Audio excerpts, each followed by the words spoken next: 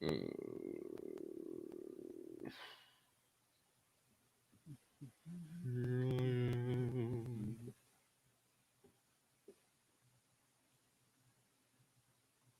you get a message from Facebook about podcasting? I haven't gotten one yet. What's it Well, about? Let me just Yeah. send it to you, kind of, Yeah, sort please of, do. like right now. Here. Thank you. Let's see. I just submitted us to Pandora. We haven't been. That's like one of the only places we haven't been is Pandora, but we're going to be on Pandora.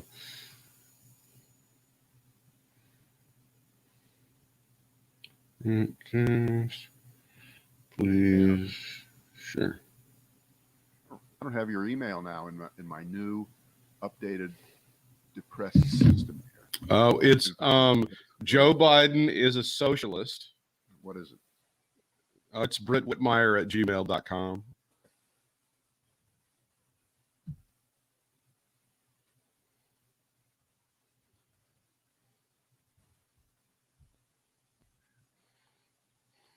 I mistakenly went back and used the Spectrum web version of it because I thought my email had died on my computer, and it, Yes, in the last few weeks, or at a time that I don't know, within the last few months, it actually fixed itself.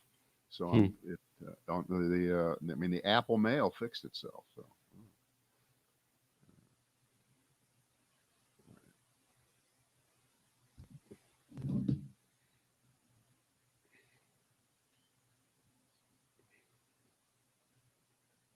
well, how about that? By the way, if you haven't partaken in the Mark Walker for Senate Facebook postings that he puts out, you have got to see them. Are you trolling him, or are they just dreadful? Oh yeah. Good. Because and here's the great thing. Like he'll put something up that's just so idiotic, and there'll be a picture of him with Mark Robinson, and we're going all the way, shit like that, right? And so it'll say there are 280 responses, and then of course it says the number of responses here is representative of, and there'll be like 12, and they'll all say you're the greatest thing ever. You're so good, because that half of them, more than half of them, are what the hell are you doing?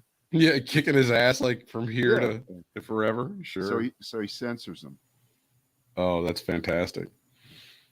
That was BJ Barnes' final gift to the citizens of Guilford County, was that religious wacko dickhead. That's the guy. All right, we're all ready to rock and roll, Daddy. Mm-hmm. It is the Brad and Britt cast, another version here. It is our midweek version, whatever that means. I don't even know what that means. I don't know what it means either. we'll just go with it. Sure. I guess we probably need to at least address initially more impressions, because we didn't have time because it was so new on Tuesday.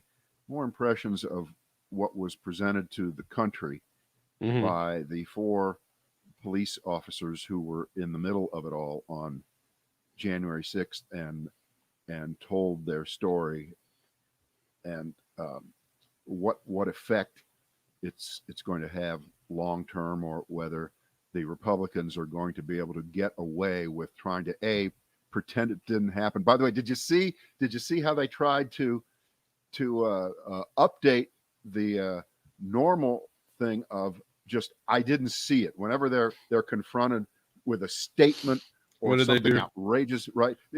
They'll be walking by. What do you think of Congressman was saying that?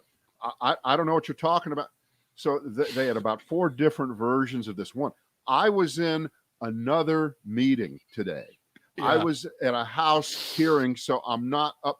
So there are 12 different ways of saying and pretending that in the year 2021, that when there is an important thing that happens and it's televised around the world, that if you do not see it at that moment, you can legitimately look people in the eye and say, I didn't see whatever happened. Yeah. And I'm certainly under no obligation, nor do I have any interest in seeing later on what happened. In fact, I didn't even see the highlights of what happened. No one told me about what. I'm not familiar with it. Next question, next subject. But if Charlie Kirk puts out some dickhead tweet, they immediately have to see it and retweet it to 5,000 people and like it 100 times. But this they couldn't be bothered with. There's just no possible way.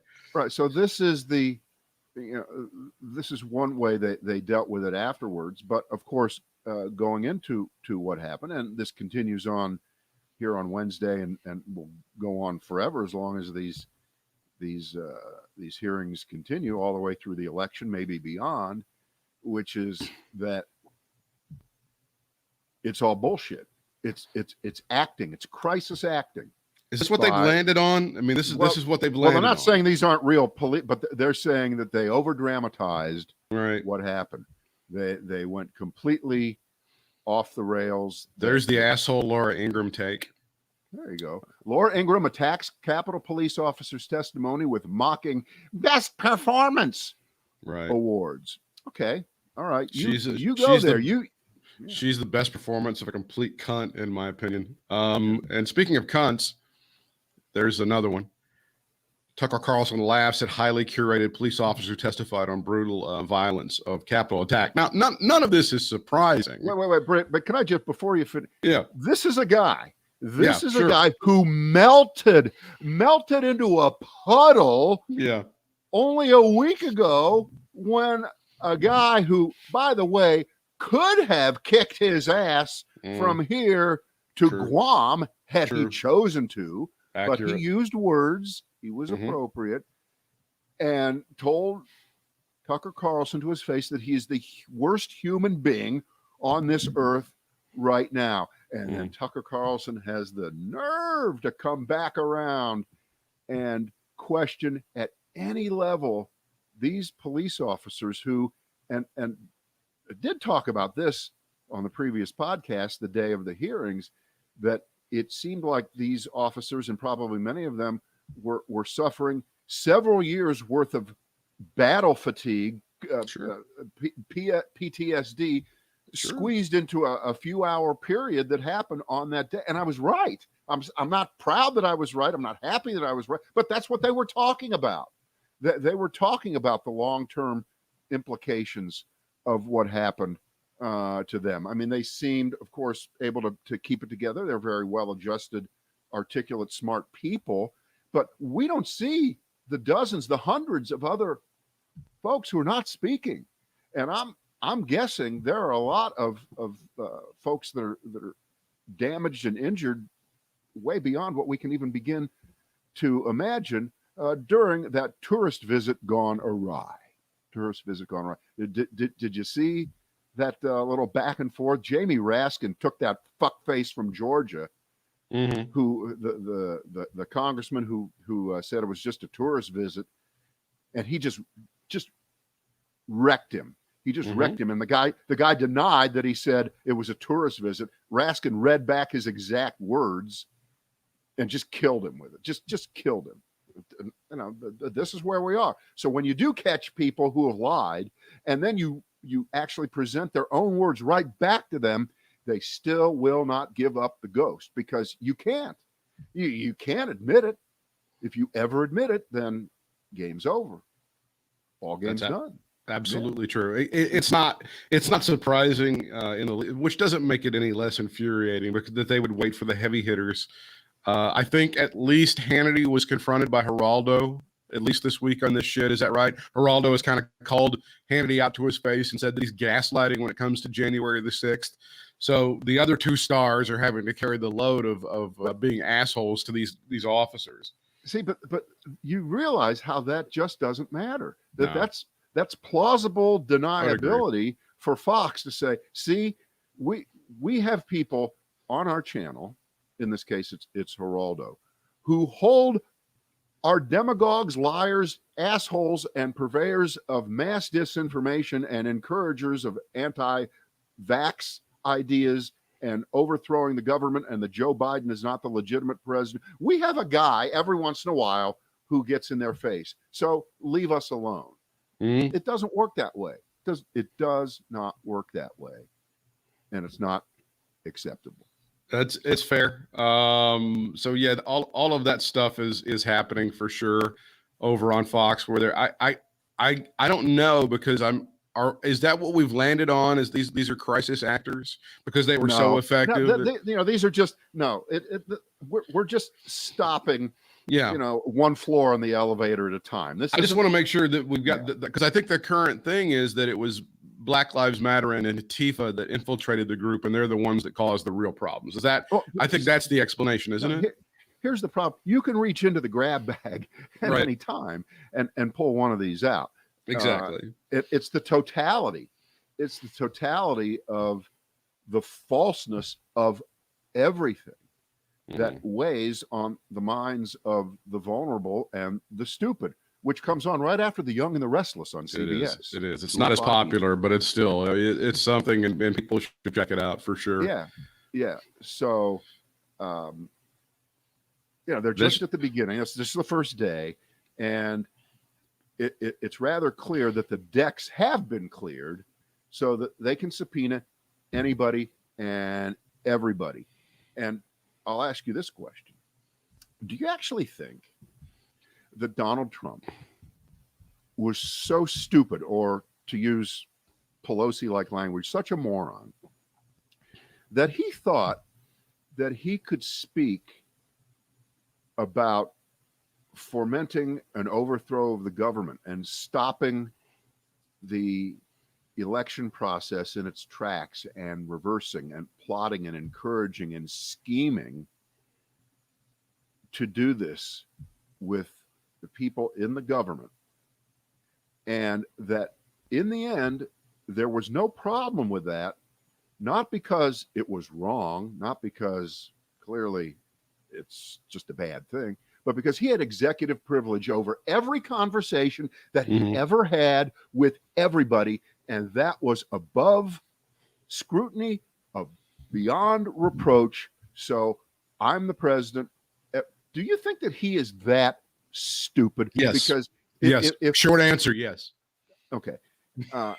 And you're of course right. And on Tuesday, the Justice Department made it very, very clear, very, very clear, that not only are these not executive privilege type conversations, and I always thought that executive privilege really was just between a lawyer, the White House lawyer, and but maybe it extends to other people in the government performing official functions in a conversation with the president. I'm not sure, but of course, it stops at illegal activity. It stops at plotting to overthrow the government of the United States. And I think you're right.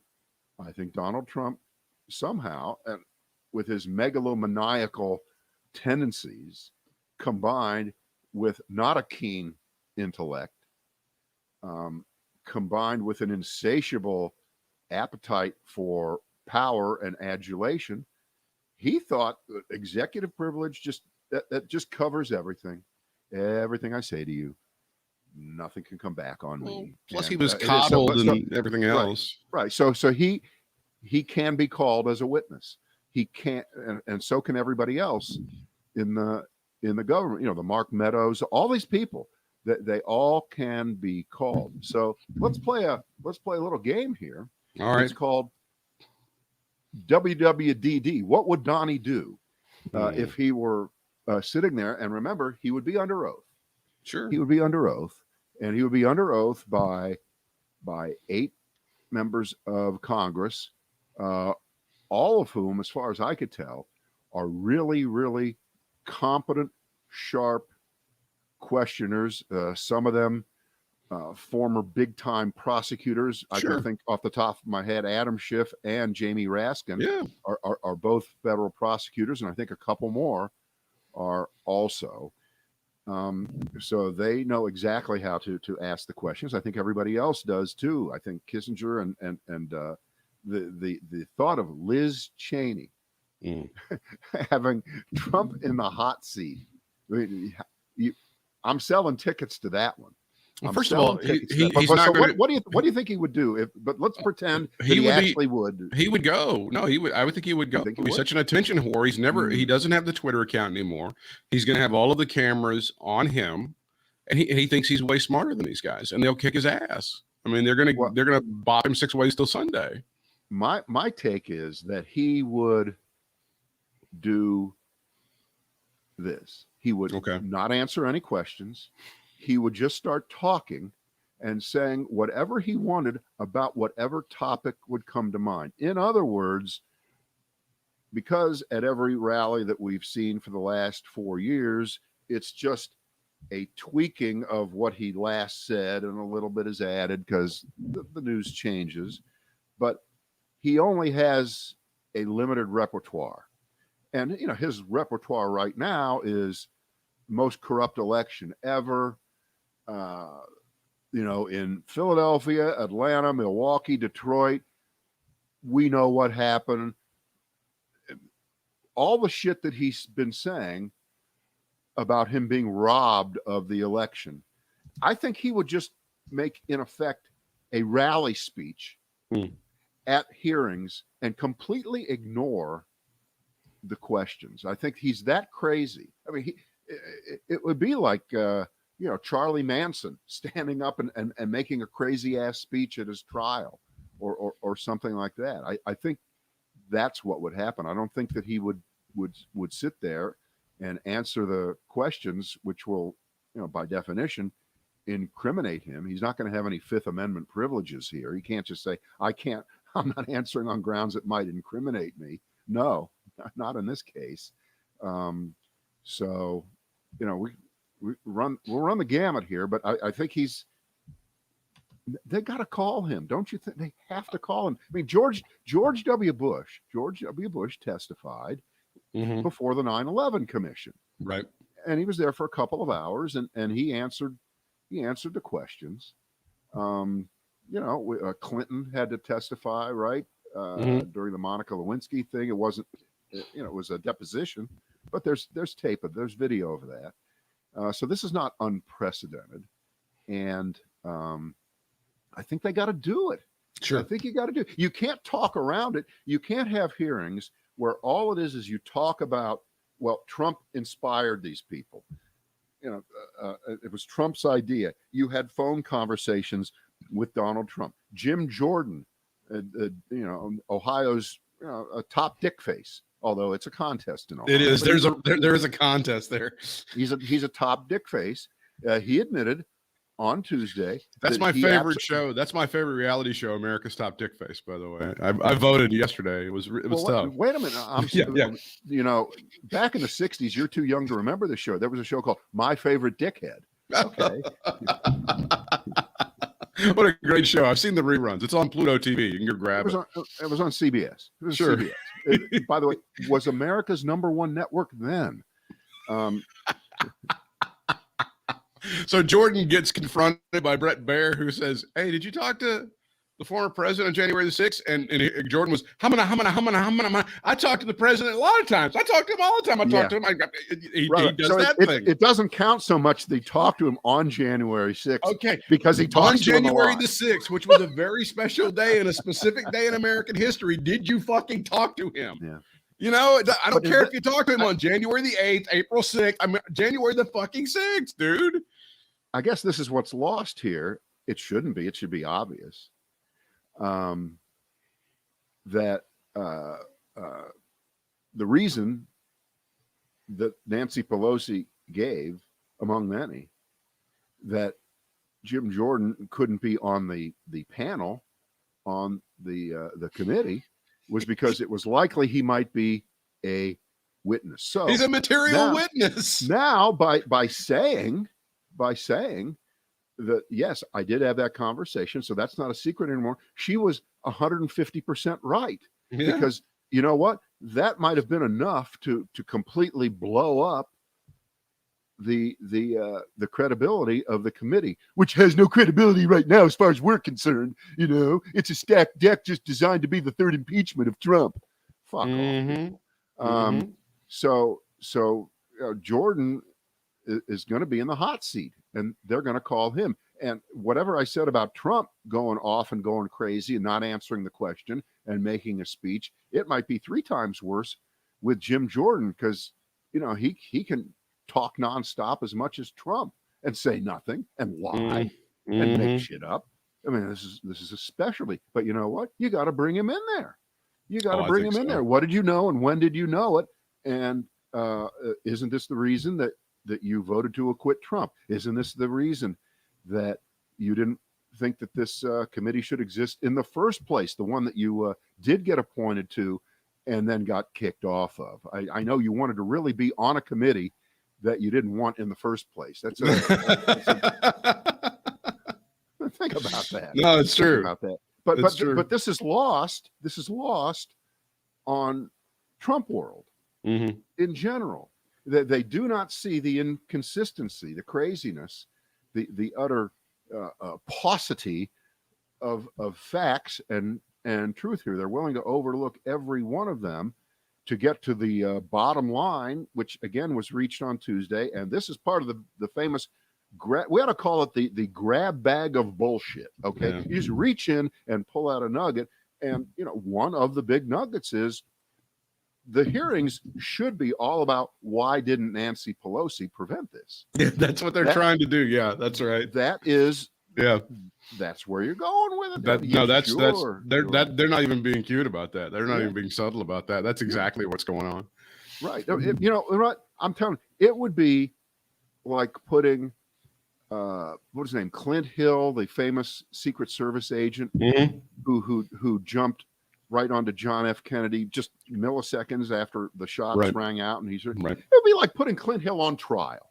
Why didn't you stop the assassination of John F. Kennedy? I didn't know there was a guy in the Texas school book depository about to shoot him. I didn't know. What do you mean you didn't know? How do we know? Is there any question now the Republicans would do that sort of thing if this was happening? Somebody, who was it who said that if there was if the Republicans had been in charge, if there was if McCarthy had been in charge of the Republicans after 9/11, there would have been no 9/11 commission. It just wouldn't have happened, and it would have been, or there would have been none of that whatsoever. Or why didn't the Democrats prevent 9/11? We need to spend the rest of our time together today talking about the Delta variant, which is the huge story that's going on across America, and the main story. We can start with Kevin McCarthy, if you'd like, the leader of the Republicans. There is his tweet from July the 27th, which as I look at it is actually yesterday, last night. Make no mistake, the threat of bringing masks back is not a decision based on science, but a decision conjured up by the liberal government officials who want to live in a perpetual pandemic state. That is what the Republican leader decided that America needed to know at 10:30 on Tuesday night, Brad. All right. So Speaker Pelosi then labeled McCarthy a moron, her word, for that statement.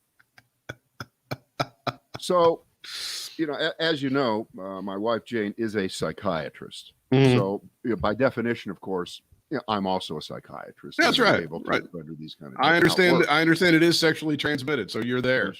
That's right. Well, in that case, what did I do? What did I do? All right. In 1912, the definitions of idiot, imbecile, and moron were officially published because there is a pecking order. You're an idiot if you're so defective that your mental development never exceeds that of a normal child of about 2 years. That's an idiot. You're an imbecile if your development is higher than an idiot, but whose intelligence doesn't exceed that of a normal child of about 7 years. Okay. Idiot, 2 years. Imbecile, 7 years. And moron, those are people whose mental development is above that of an imbecile, okay, over a 7-year-old's intellect. but does not exceed that of a normal child of about 12. So We're going to be nice and is the worst. yeah, no, Idiots idiot were okay. is the worst. Then Imbecile is in the middle, and moron gets you up to the age of 12, because there can be very intelligent 12-year-old people, but that is where Kevin McCarthy is. And of course, and this is too stupid to talk about, but we will. Let's talk about the idea that you could actually say that there are people in this country, they're called apparently Democrats and liberals by people like Kevin McCarthy, and I'm sure every talk show host and every Fox News host and every right-wing blogger and tweeter, who believe that the rest of us, we the elite vaccinated, want to live in a perpetual pandemic state. That is our goal. That is exactly our goal. I love it. We can't. All right. So let's just, for lack of not wanting to get into the weeds on the idiocy of that, it's just idiotic. And there's no real answering of that except to say the person who said it knows it's not true, is a liar, and is a moron. Okay. So Pelosi is a I think where we are, and if you look at the country, the map, I mean, about 90% of the country now is either orange or red, which puts it either in substantial or high, or Delta virus circulation. We're in a substantial county, Guilford County. Yeah. And because of margin of error, we could be high, we could be down a little further, but I doubt, if you want to take the chance, you don't want to. So it's circulating, it's everywhere. But those of us who are vaccinated, actually, the chances of us contracting anything are pretty low. They're still pretty low. The research keeps coming in that the vaccines that we have are very robust in keeping us either healthy, or if we do start to show signs or symptoms or get tested and we're positive, we won't be very sick. It won't be very long. However, it's very possible that we could, even if we don't show symptoms right now, we, the masked elite who have our vaccines, we could show signs down the road of some long-term issues like the long-termers. So the answer is you don't want to get it. You don't want to get it. So if you're among the elite and you're among the vaccinated, right, you still want to do everything you can to not pick it up. So the CDC guidance, much along the lines of John Kenneth Galbraith and Daniel Patrick Moynihan, who famously both said, when the facts change, I change. What say you, sir? That's right. And we've known from the beginning of this that it was going to ebb and flow. It was going to come. It was going to come. It was going to go.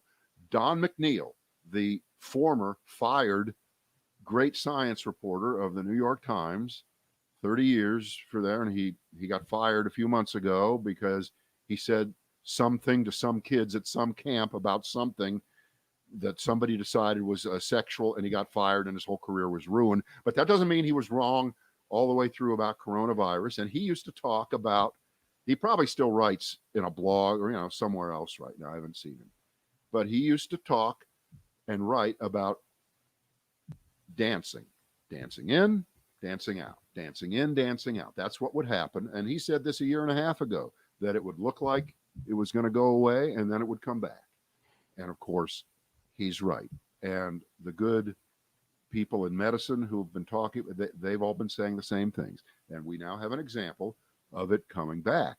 And it's coming back in a ferocious way in terms of the way the Delta virus is so much more efficient in getting through and infecting people, but overwhelmingly infecting people who are not vaccinated. And on we go. I saw, it doesn't matter where you live.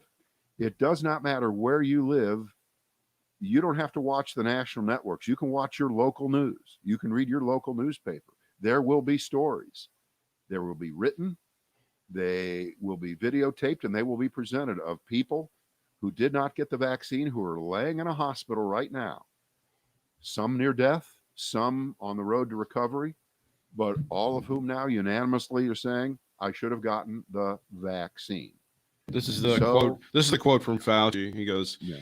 99.5% of the deaths in the United States are among unvaccinated people, and 0.5%, 1/2 of 1%, are among vaccinated people. Boy, if there ever was a statistic that would stimulate someone to get vaccinated, I think this one is it. That is the quote from Dr. Fauci over the past 24 hours. Now, while we're dancing on the graves of stupid people here, let's just think about some of the stories that you saw and read about from a couple months ago, maybe even 6 months ago, maybe at the end of 2020, of mask burning ceremonies. I remember particularly one, it was in Idaho. I think like an entire little city decided to have a big mask burning because they were done. They were not going to live this way anymore. And it's happened all over the country. It's big in Florida. That's always been a big thing in Florida, to decide it's all been solved. The cure is in, and no more masks. We're free again. All right. Now, I don't know about you, but we have about 10 or 15 masks. Jane made several these. masks. She sewed them. They're great. And then we have a box of the KN95s. Okay, those are the real good ones. And then we have a bunch of paper masks. We never thought to ever throw them out. They're all still sitting back there. And as the recommendations change for those of us who are vaccinated, and I want to isolate this from talking about kids in school. That's a whole other issue. That's a very difficult.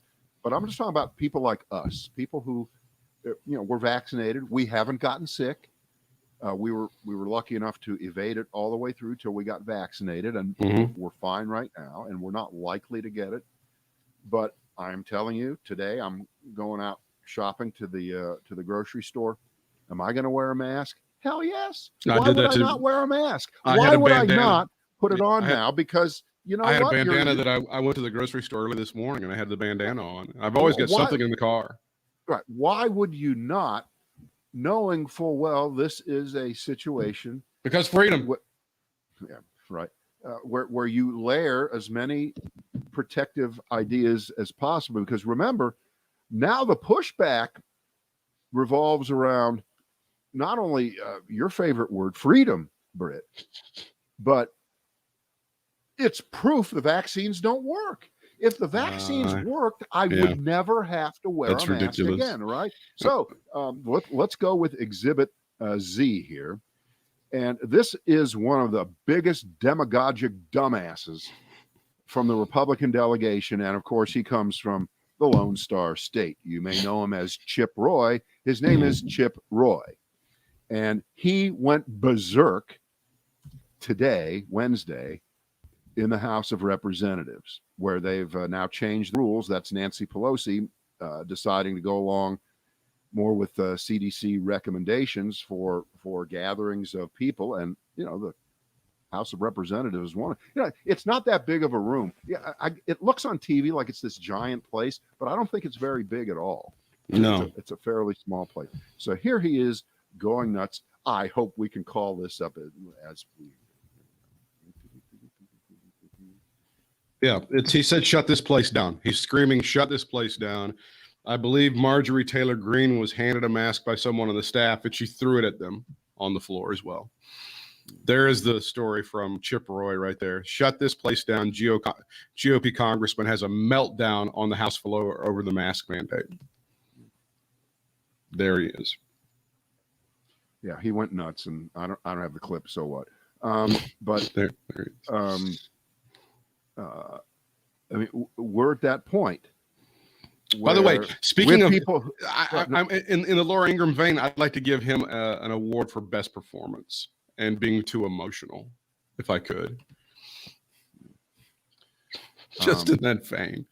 Right. But I want you to think about the the craziness of this reaction now, because it's predicated on the idea that the coronavirus is yesterday's news. Mm-hmm. It's in retreat. We're going to baseball games again. We're doing things, and the facts cannot change on the ground. No. We've already made the commitment that we are never going to do anything even remotely close to what we did to try to mitigate the problem before, because we have a vaccine, the vaccine that you've questioned so much, that so many people haven't gotten it, so that we are in this position, so that masks do have to be recommended again, and you're fighting against that. That is such a circular bit of non-logic that I almost can't believe I said it that way. But I Here's think how I awesome, got it right. Here's how awesome things are. Right. This is how great things are in Florida.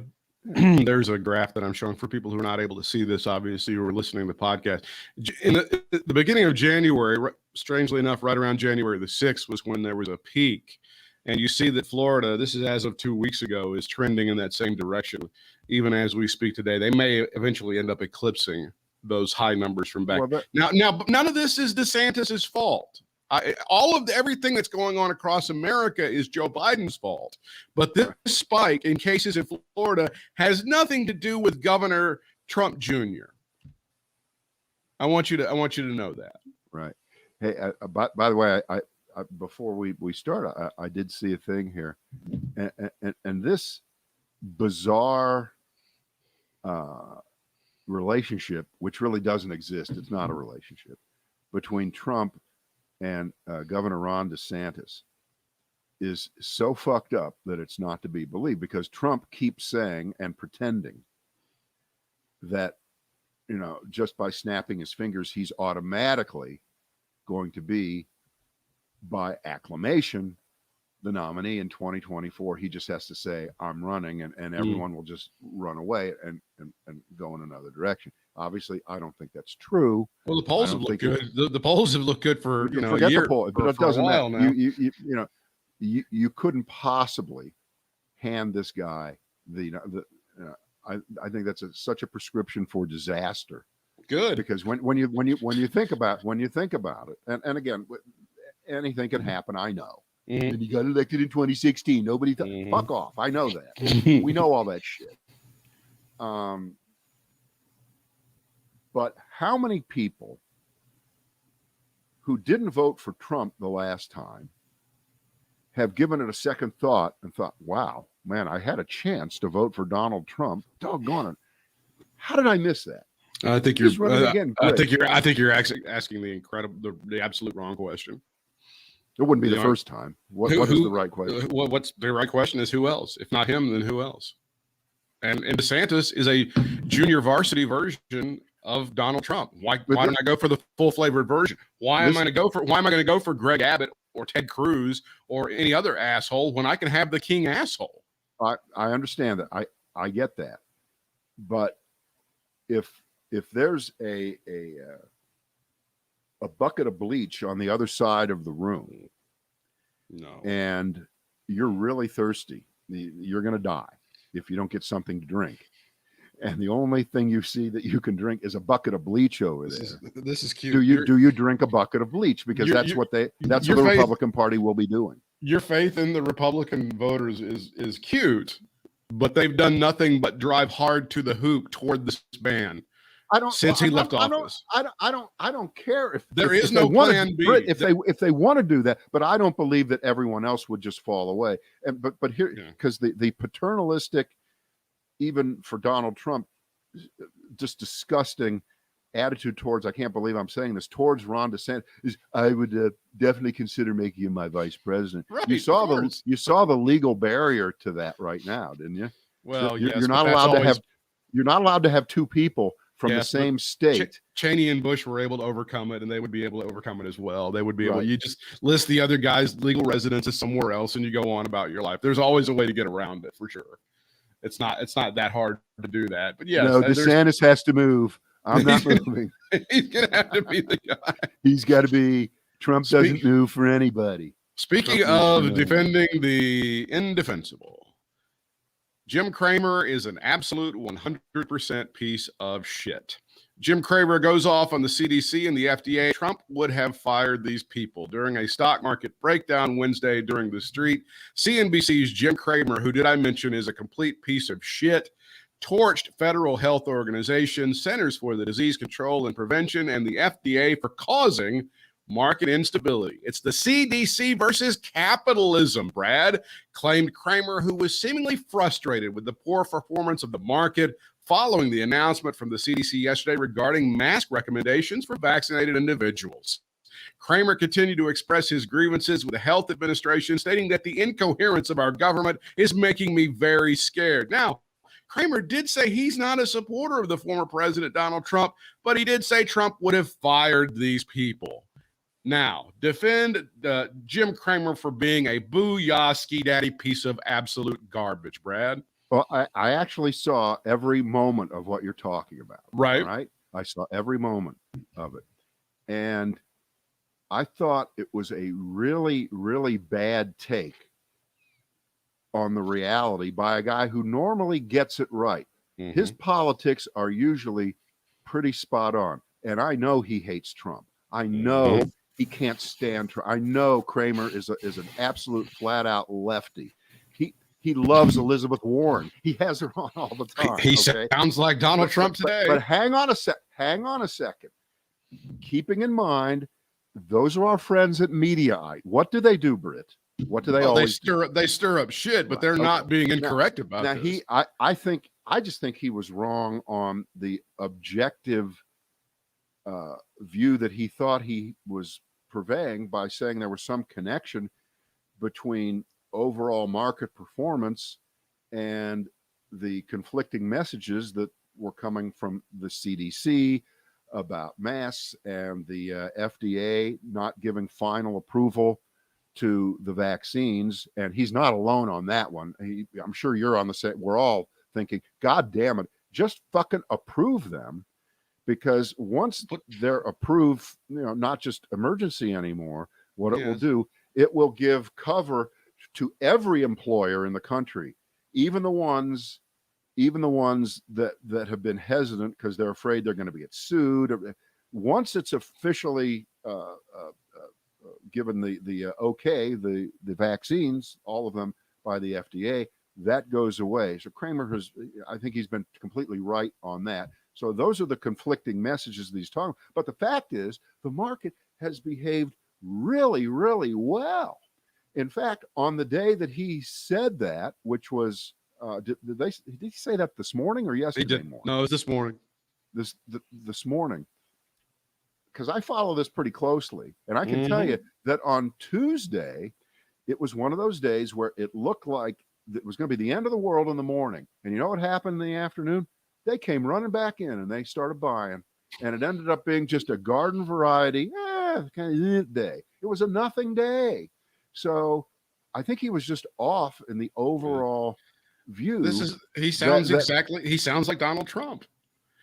I haven't been this frightened since the beginning of the pandemic, Cramer said it. So thank you, CDC, for making us feel like if we go outside our house once again, we're at risk. Brad, is that the CDC's fault for saying that? Well, he's overstating that. He's just wrong. Nobody's saying you can't go outside and do things. And I think he's really underestimating the ability of really highly intelligent elites like me who have never worn a mask when walking their dog for a year and a half. I've never worn one once. I knew that I didn't need to wear a mask when I was outside and hardly around anyone ever. And even when I would have a conversation with someone, I would be, 8 feet away from them, and I didn't worry. That people do have some degree of common sense if they at least showed their common sense by getting vaccinated. So I think Cramer, he was off there. I do agree, but it's also, Britt, it's Mediaite. But they're not quoting him incorrectly. This was an emotional moment. I'm wondering if the true Jim Cramer just came out, is what I'm wondering. No, I mean Kramer, you've got a thing against him because he's rich and you're not, and he knows how to pick stocks, and you don't. But okay, I think that's the problem. Okay, Kramer dug further into the CDC, calling the current state of COVID-19 in the United States a horrendous situation, while calling out Dr. Fauci alongside other administration leaders, claiming they have conspired to make it so that our country is a very uncertain place, and they've really hurt us. He doubled and tripled down. It wasn't just a fleeting thing. He decided to continue. I'm not defending him. I think, in fact, I predict that it's very possible that by tonight at 6:00 or tomorrow morning, he will back down from those views. I hope he does. I believe he will, because he knows that's not true. He knows, and he was the guy for months, for forever, saying, follow Fauci, follow the science, believe in them. So, for some reason, I mean, he kind of lost it. I do agree. It was just a bad moment, but okay. Speaking of some people who always let us down, the Washington football team, Ron Rivera, who is the head coach of that team, saying he is frustrated by their 60% vaccination rate. It is the worst in the National Football League. And he is saying that, hey, you guys do understand that I survived cancer. I've got a little bit of an immune problem. So, I'm not just wearing this mask because it makes me look hot. This is what Ron Rivera is saying to his team, and how disappointed and frustrated that he is. Well, look, what can you say? He's not just right. Mm-hmm. He's not just morally right. He's 150% right. In fact, he's even more right than Jim Cramer. You see what I did there? Nobody could be that right. Yeah. So, we do have a nation of really recalcitrant, stupid, gullible people. It makes me feel hard like to cure that, and I don't know what does. We need to. I hate to say, we need to have some football players drop dead. Well, we needed to have people in Congress get shot. Mm-hmm. The only thing that gets through, and even that may not have gotten through, if those police officers were sitting in Congress on Tuesday speaking, if there were 3 empty chairs in the halls of Congress that they kept empty because 3 people had been killed on that day, maybe people might believe it a little bit more and not be so skeptical, and wouldn't call it a tourist visit gone bad. But you know what? Probably not. Probably not. Ron Rivera, when he was battling cancer last year, had all the support from the team and all of these players, and it looks a little hollow at this point. I mean, if you really support this guy and what he's gone through in his life, it ain't that hard, guys. It's a shot. You get it, and then you get it again, and then you're done. America is now divided between 2 groups of people. Some people who would never take a first dose of the vaccine, and the other part of America, which is looking at taking a 3rd dose. That's what we got right now. That's where we are in America. I don't know. And by the way, make the easiest prediction in the world. The fact that certainly someone like me, I'm over 65, so I'm sure I'll be eligible to get a 3rd shot here as soon as they really decide that we should be getting 3rd shots. That is going to be used as, well, that's proof it didn't work. That's proof it's a failure. Yeah. Right? If the flu vaccine worked, why do I have to get it every year? You guys are such sheep. Exactly. But doesn't matter. Britt, the facts don't matter here. No, they don't. They have nothing to do with anything. And it at least from what I've seen, it looks like our original shots are lasting a long time. They're doing well. But look at getting a 3rd shot as like wearing a mask, but you don't have to wear a mask. Okay. Exactly. It's kind of a medical mask that gets shot into you. I don't know. Like, we have to play games here. It's like 2nd grade. It is, because we have to coddle and make yeah. For the people who haven't gotten their vaccines. We have to make all sorts of excuses and all sorts of arrangements for people who are too stupid to go out and get their free vaccine.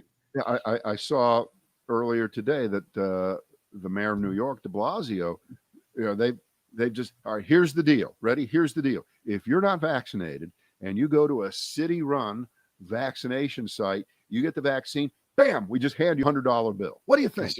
I saw it. We are to that. And, of course, it's a ridiculous concept that has to be done, but it'll work for some people. Sure. But the only question is, what? Wait, you held out for weeks, For $100, months, and decided you would risk your life just waiting for the offer to get good enough, right? Because the lottery, that's not much of a sure thing. But $100, man, that's not a Krispy Kreme donut. That's $100. I'm taking you up on that big bill. Wow. Jesus. Well, that's us for today. Yeah. One more shot to get this right tomorrow. Shot. See, I use the word shot. Yeah. Yep. The mask is the task. All right. See you guys.